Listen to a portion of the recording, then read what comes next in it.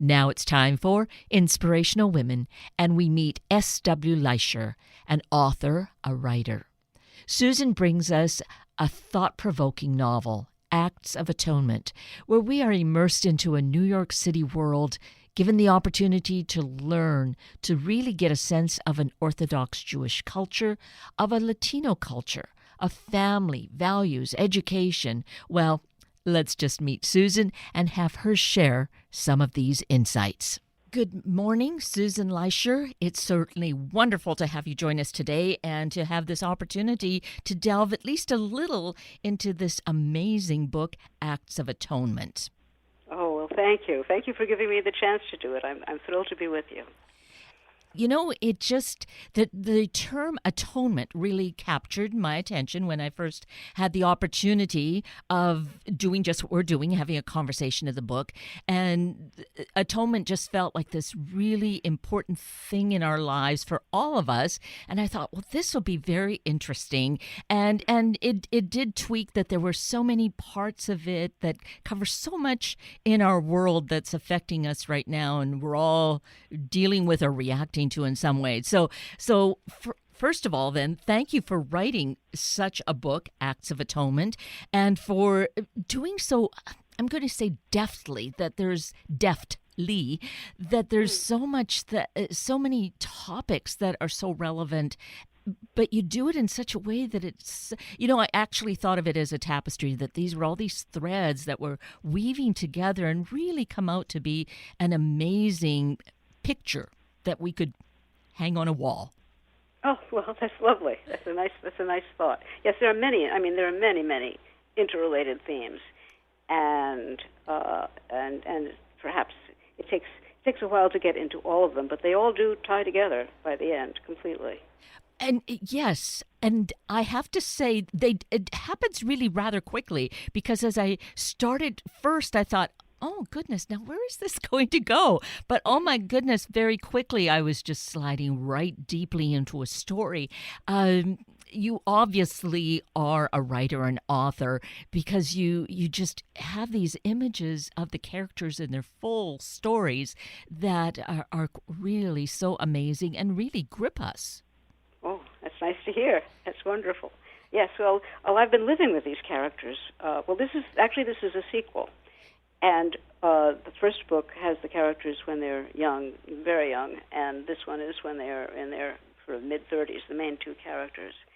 And so I've lived with them for quite a while, actually. I've gotten to know, they were, and I wrote it during the height of the pandemic, and they were my mostly companions, frankly. So I got to know them very, very well. I spent more time with them than with almost anyone else except my husband.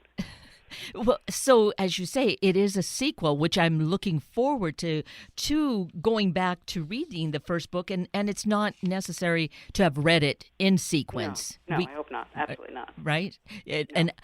I felt I could just jump right into this book, and it felt like it was just its own story.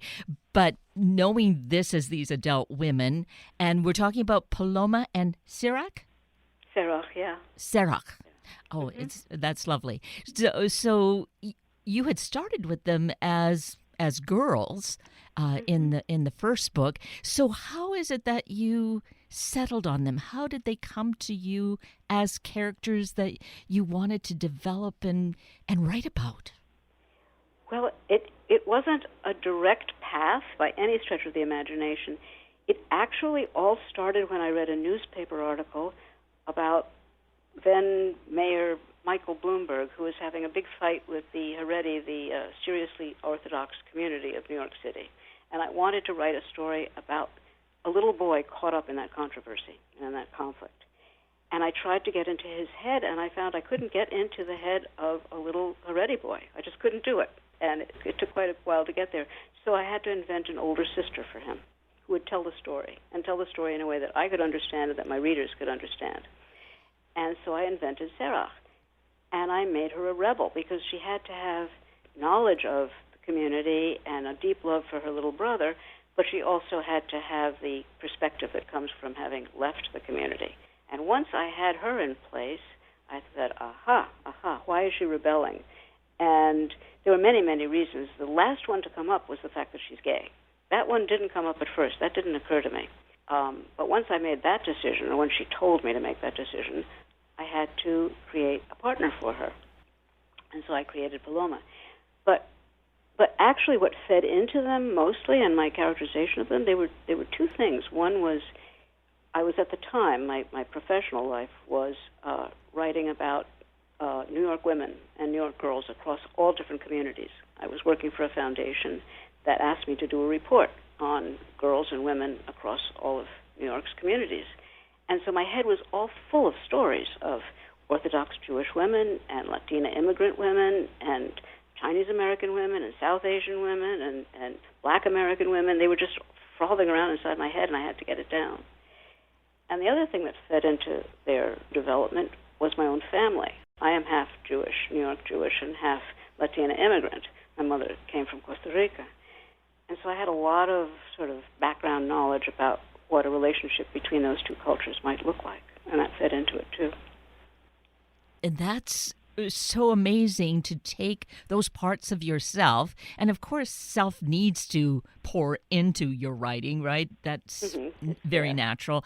But the way that it just blends and that you can take all your experiences and build on them. Well, like your other life, your other work, how that plays into this book as well. It just is so natural, and you can come at it so authentically. Well, I hope so. I certainly hope so. I certainly know what it's like for the two cultures to blend. And in my work, I don't do much writing. I do a lot of listening. I mean, whatever I write comes from the people I speak with. So in that sense, it is authentic, too. I hope. Oh, yes. As a reader of Acts of Atonement and having the experience of all that is going on, all of it that is happening gives me a chance, I think any of us a chance, to really experience things that we wouldn't all have a chance to do, but because of the cast of characters, have an insight so we can really experience this and learn some understanding, empathy, because of all that we see and are experiencing in our world, in our cultures right now. Well, I do hope so. I mean, a lot of it does reflect stuff that's going on and things that I learned when I was doing my other research. You know, the kind of barriers that girls and women in certain cultures face, both from their culture and also from outside of their culture, and the kind of biases that people hold against one another. I mean, if I have any hope for this book, it is that the characters will be so appealing, even when they behave badly, and they often do, but they'll be so appealing that people will go beyond whatever they may think of the particular character or the particular culture and see their basic humanity. I mean, that is my hope. And isn't that what literature is about? To help us to deal with that, to take time to get perspectives and insights so that we broaden our understanding, broaden our mind. I would hope so. I would hope so. I read something very interesting the other day, that the word novel, the reason they're called novel is because they're supposed to give us new ideas. That's why it's called a novel. So I thought that was pretty cool. That is very cool. And it's so logical, but I had not heard that before. Nor have I. It's great. It's a revelation. That is a revelation.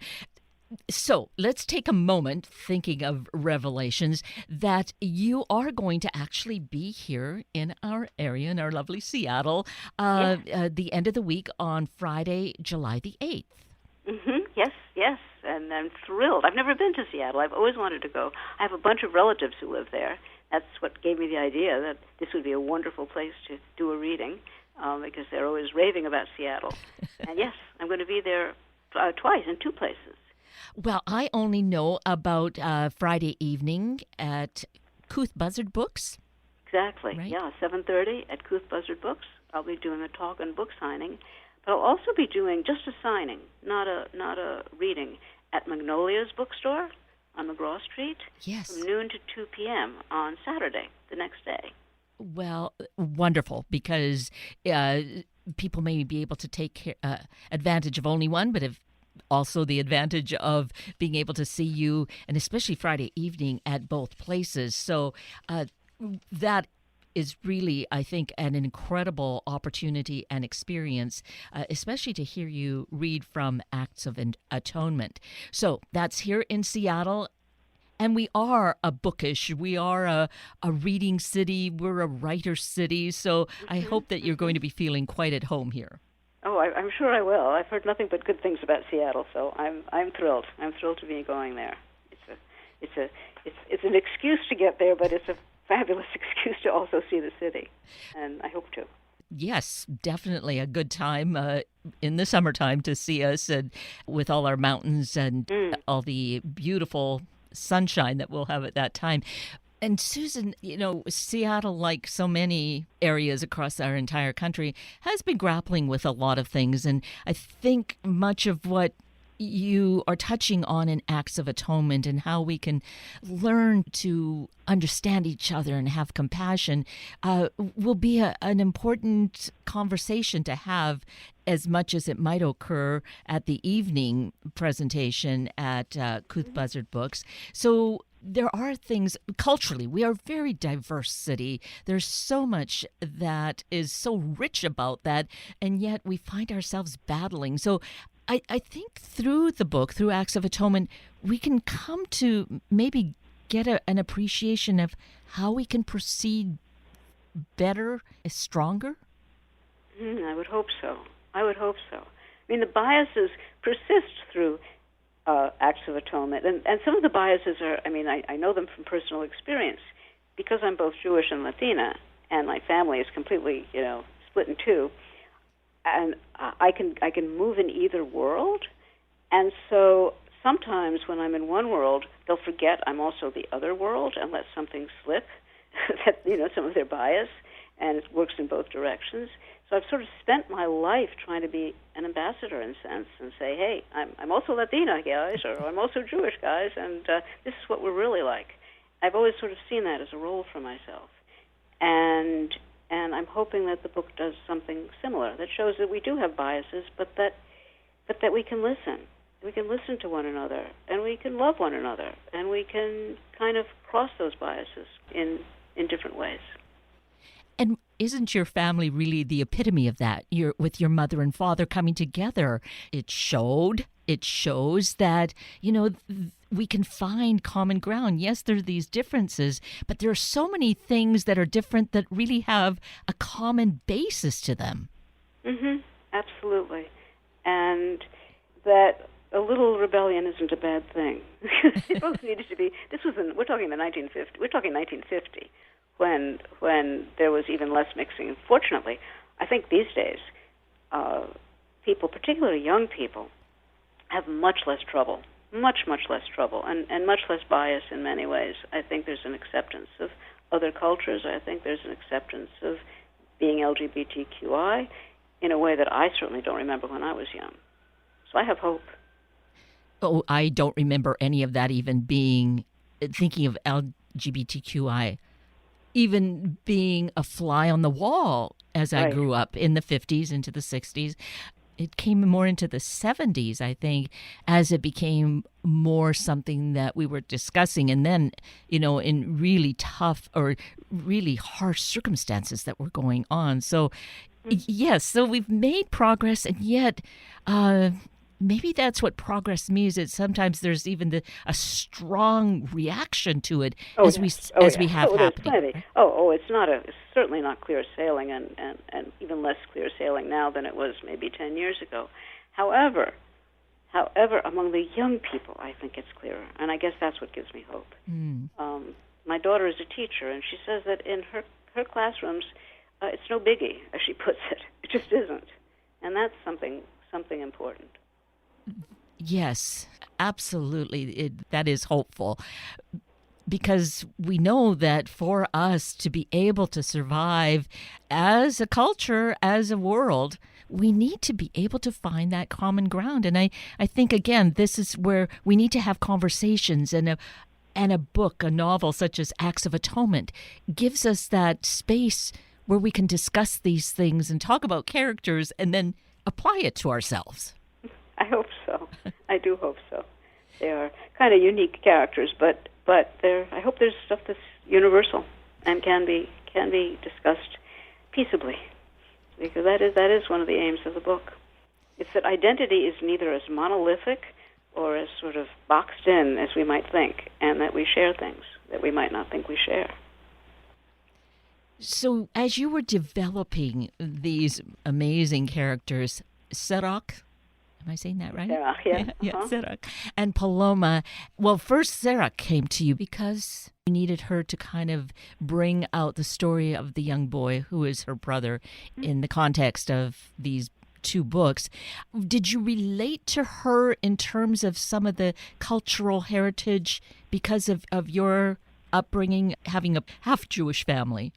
Mm-hmm. Well, no. In fact, I mean, Jews are so diverse, so totally diverse. I guess you'd call me an Upper West Side Jew and a sort of conservative. I'm not Orthodox at all, and I was raised very Reform, very sort of radical.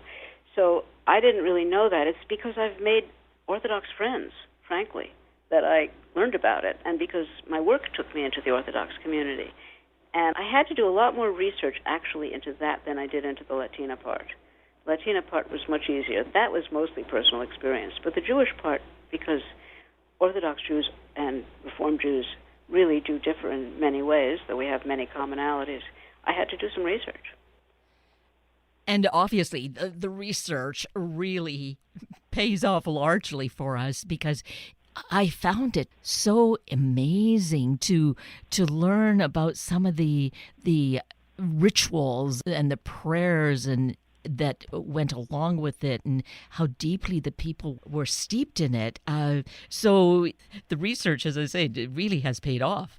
No, it has. And I had readers. I mean, I had some experts take a look at it and say, no, Susan, it's not like that at all. You have to do it again. And I would do it again. You'd have to go back and rewrite some or research some more. Yeah, exactly. But that was good. I had a lot of good readers who were willing to criticize and willing to say, no, you got it wrong, which is very important, I think, for a writer.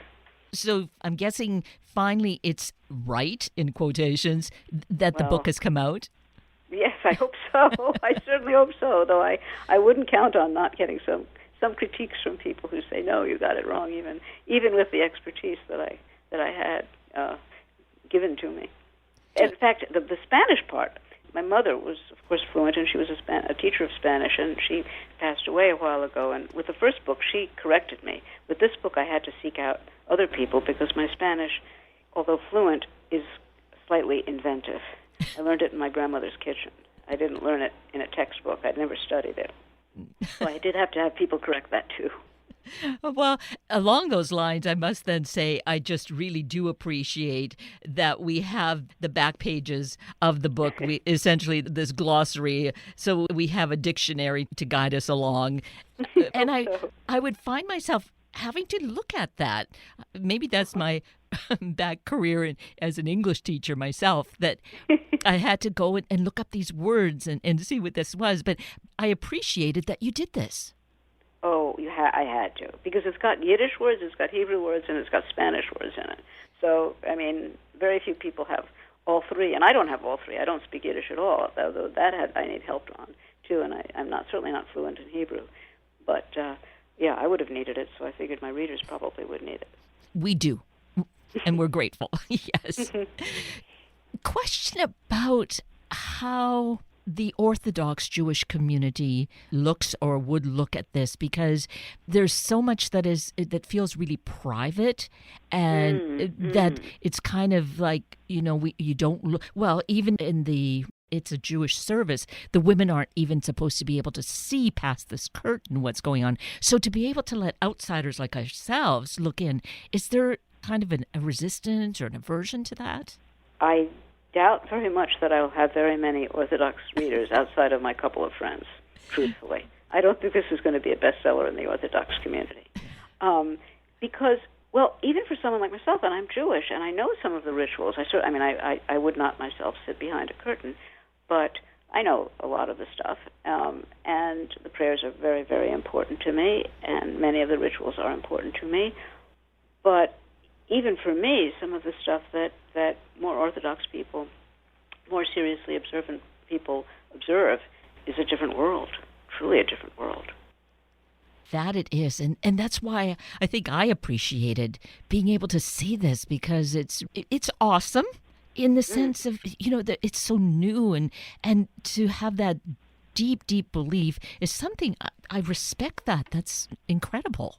I do too. I really respect it. I don't think I could have it. I don't think I could follow quite so many. I couldn't follow those many rules. It's not my nature. But I see how much it means and what kind of deep strength people draw from it, from that belief, and it is awesome. It truly is. As is Paloma's belief in she rejects a lot of Catholicism, again, because of the male dominance, frankly. It's why Serach rejects the Orthodoxy. Paloma also, and Paloma only turns to the Virgin Mary. She does not turn to Jesus. She only turns to the Virgin Mary because she figures she's a fellow woman and she'll understand. So, but for people who have, and she has deep faith, for people who have that faith, my grandmother had that faith. My grandmother was deeply Catholic, and I respected that too, even though I'm not Catholic myself. And it's great to bring these two cultures, because they are quite predominant cultures in our world, to bring these forward and to be able to look at them through the eyes, as we have with Sirach and Paloma, gives us a chance to really consider where we are and how we think. And then what you say about prayer, how the healing power of it, however it is we pray, even perhaps if we don't believe in a greater power. Mm-hmm. Oh, yes. Faith gets these two women through, despite everything. Despite everything, it is faith. It's a deep faith in something beyond themselves, and it's a faith in their relationship. And that requires faith as well. And, it is ultimately what heals them. Well, that and atonement. Complicated as atonement is.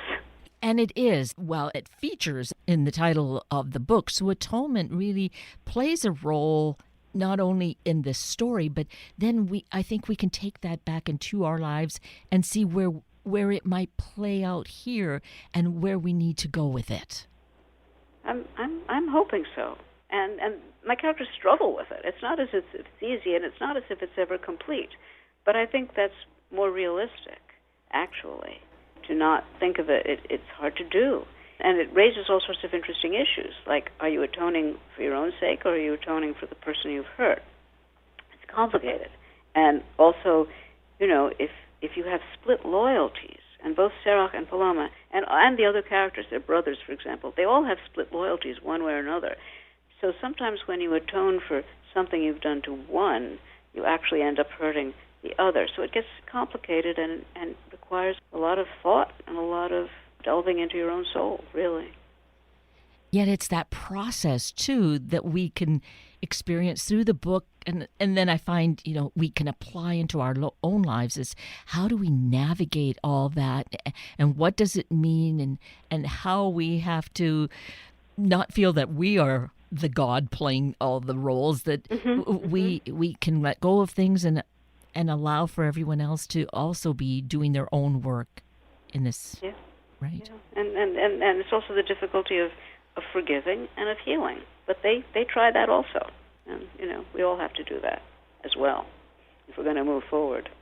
Exactly. And that's how, again, it's so incredibly relevant to us, to today. I mean, it always has been, but I think as everything plays out in our world very visibly and almost in real time these days, these are things that we really need to, these things being forgiveness and atonement and, listening and understanding and letting go. These are things we really need to pay attention to in the context of all that. I think so. I think you're absolutely right. We do. Or else we just walk around embittered and angry and hurting other people. So, yeah, we have to. We have to forgive. We have to heal. And we have to atone for the stuff we do that's wrong. That's true. So with all of that in mind, Susan, as you wrote the book, as you were getting into the writing then of the second book, did you see all of that necessarily playing out, or were you dealing with the characters and their experiences? Well, there are elements of the contemporary world in the book, and particularly in the justice system. That I sort of wrestled with that, and I think there is some relevance there for, what is restorative justice and can we have real justice. That's in the outside world. But most of it was just pertinent to the characters and to their own particular bad behaviors. Yet they are really engaging people. They feel almost like flesh and bone people that you want to get to know and to spend time with yourselves, I think. Well, that's wonderful to hear, because there was one time when I was sort of trying out a plot sequence with my husband over dinner, and he looked at me very hard. He said, "Susan, you do realize that these are not real people, don't you?" And I said, "They're not?" He goes, "Truly, I did. I lived with them for a good year. I mean, this time around, and I lived with them for a year with the first book, and they were my companions. I did think of them almost as real." Well, I love hearing that because I have heard a few other authors say that, and I just find that to be just so amazing that the characters speak to you and that they are that real. I think that helps with us really being able to connect with them and understand that as well.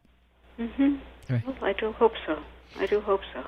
So we can all learn more or have our own questions and ask about things because you're going to be here in our wonderful Seattle area the end of the week on July the 8th. So Friday evening you're going to be at Couth Buzzard Books in Greenwood, right?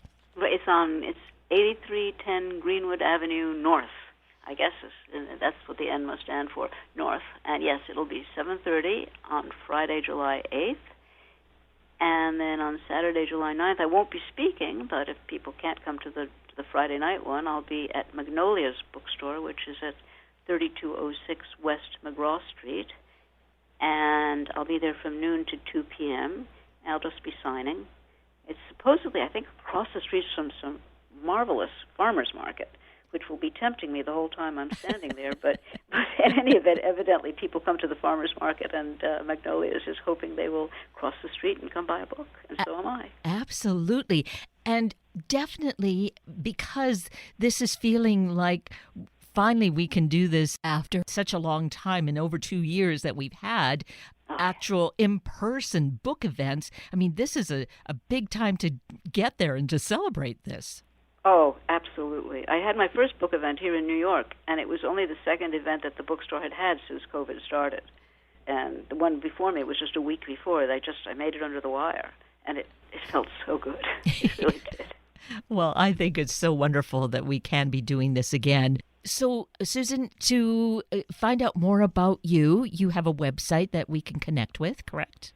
That's right. I'm at www.s as in Susan, WLEICHER.com. And you can find out about this book, you can find out about the prior book, the book that leads into it, and you can find out a little bit about me and read some stuff, read things that other people have written about it, about the book, and order it. You can order it directly from my publisher. I mean, you can go to Amazon as well.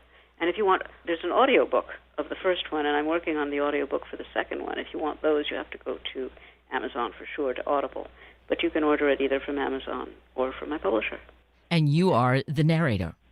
Yes, I'm the narrator. Wonderful. I couldn't resist. It was fun. It was great fun. Oh, I can appreciate that. That is really terrific. And, of course, keep in mind that either get your books ahead of time or absolutely at the book events that are coming up this next weekend, which will be a fine time because you're there to sign the books as well, Susan.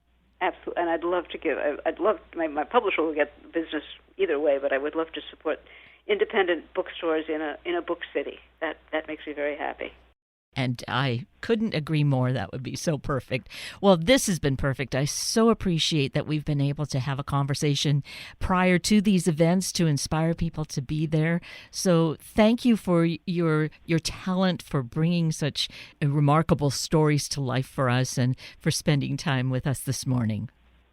Well, I am thrilled to be with you, Kate, and I'm thrilled to be going to Seattle, and I'm thrilled to reach your audience. So thank you. That brings us to the end of a very full hour of Inspirational Women with Susan Leicher and Sunday Morning Magazine with Elaine Park. I'm Kate Daniels, your host, and I greatly appreciate your sharing this hour with me and these special guests. For details you might have missed or information you'd like to know, please just send me an email. That's to Kate, Kated, at warm1069.com, and I will get right back to you. Also, if you'd like to listen again or share these important stories with your family and friends, find the podcast on our Warm 1069 webpage. Just click on the podcast tab, then either of the show names, and then look for the guest names. I now wish you and your family a day of sharing our family stories and celebrating the great potential we are for this great country. Have a week of the same, and then please plan to join me again next weekend for another hour of Sunday Morning Magazine and Inspirational Women on Warm 1069. Good morning.